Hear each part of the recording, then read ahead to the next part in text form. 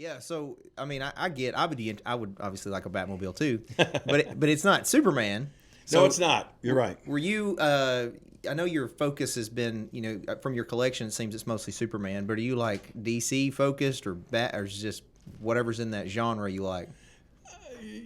At first I was DC focused, Mm-hmm. and that started back from doing artwork like that.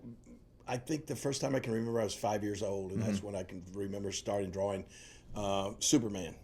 And Batman, of course, it didn't come along till 1966, and this was in '55 when Superman came on TV, and then of course drawing the comics. And from that point on, and I don't even wear my WWE Hall of Fame ring. I don't know if anybody can see, but I wear a Superman ring just because I feel like that's what in the long run, if you go way back, that is what is responsible for all my success. Not. I mean, that's how I got into wrestling. Yeah. By drawing pictures of wrestlers. But I started out by drawing pictures of Superman when I was just a kid, and I at that time, as I was growing up, that was in my mind. I wanted to grow up and be a comic book artist. I wanted to work for DC. I wanted to draw Superman. I wanted to draw Batman for the comics. And somewhere along the line, and when I got out of high school, this was like at the height of the Vietnam War, and I actually did get drafted, and I just knew I was going to go anyway. Went and got went to take my physical and had to go back 4 times, and had no idea, but I had. And I think it may have been the white coat syndrome or something. But anyway, I had high blood pressure at that time. I was 18 years old. And so I didn't get drafted, but I was thinking that I was going to be heading to Vietnam. But my art teacher through high school had saved a portfolio of my artwork, and she submitted it to the University of Memphis, which was Memphis State at the time. And all of a sudden I get a letter, I won a full tuition commercial art scholarship to go to college at University of Memphis. So, this is like the first kid in my family to ever go to college or anything. So Sure. This is amazing.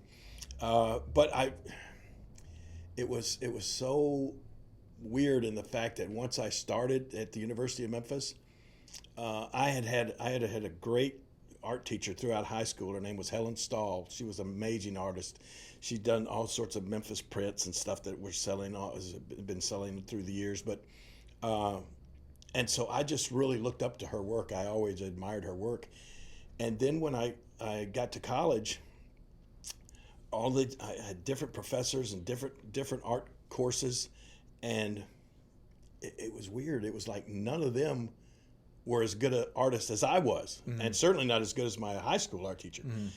And I just got real disenchanted in the fact that, like, how are they going to teach me anything about art when they're not as good as I am right now? So somewhere along the line, in like my first semester over there, my dad was a big wrestling fan, and he and I would drive up to the Ellis Auditorium on Monday nights and go to the live wrestling matches there in Memphis. And somehow, I don't know, I took a sketchbook with me and I was drawing some pictures of the wrestlers while they were wrestling. And one of the fans that was sitting near us said, "Oh man, that's good artwork. You ought to send those in to Channel 13 and see if they'll show them on TV."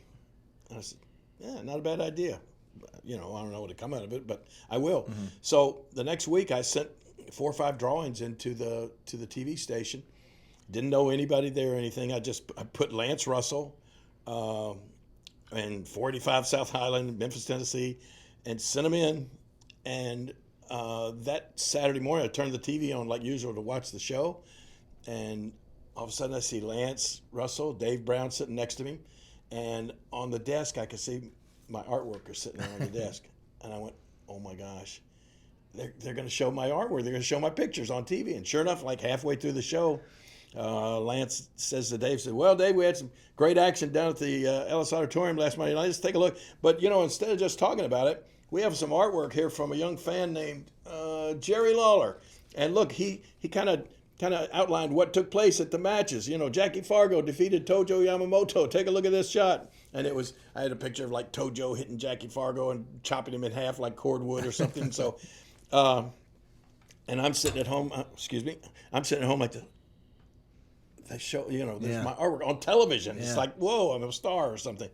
And then when the show was over, I get a phone call from Lance Russell, and that unmistakable voice of Lance Russell, and he says, Jerry, everybody loved your artwork, and I was wondering if you could do some more and send it to us next week, and we'll use that to kind of show the people what happened last week of the matches. So that's how I got started doing that. And after about, I don't know, maybe 4 or 5 weeks of me sending artwork in, he calls me up again and says, hey, I want you, if it's okay, I want you to come over this Saturday and actually be on the show. A lot of people would like to see, who's doing this artwork. And he said, plus, Jackie Fargo wants to meet you. Mm-hmm. He wants you to do some artwork for him. Now, younger people, Jackie Fargo in Memphis at that time. He was like you, 70s, 80s Memphis.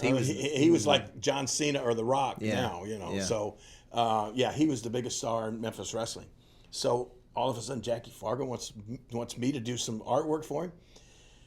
And, to make a long story short, met Jackie Fargo, started doing artwork for him. We became friends. He started letting me travel with him to some of the little towns like Covington. Mm-hmm. I saw the lifestyle, and I thought, oh my gosh, I would love to do something like this. And I started hounding him, and I said, Jackie, could you just let me try it one time? Just throw me in the ring on Saturday morning, let the real wrestlers beat the heck out of me or something like that. And so and he said, no, kid, you're too good an artist. Stick with that. You don't want to get tied up with wrestling.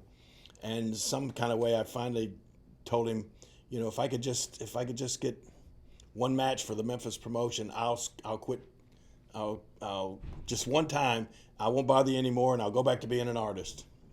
Of course, that was 51 years ago, and I'm still doing the wrestling. But I have come full circle and still do the artwork as well. But that's, to me, it all goes back to wanting to draw Superman and that kind of stuff from, in fact, when I you was were 5 years old. when you were doing those wrestling sketches, you didn't have any concept at that time that it would lead to like you wrestling Jackie Fargo or anything like that. No, not at all.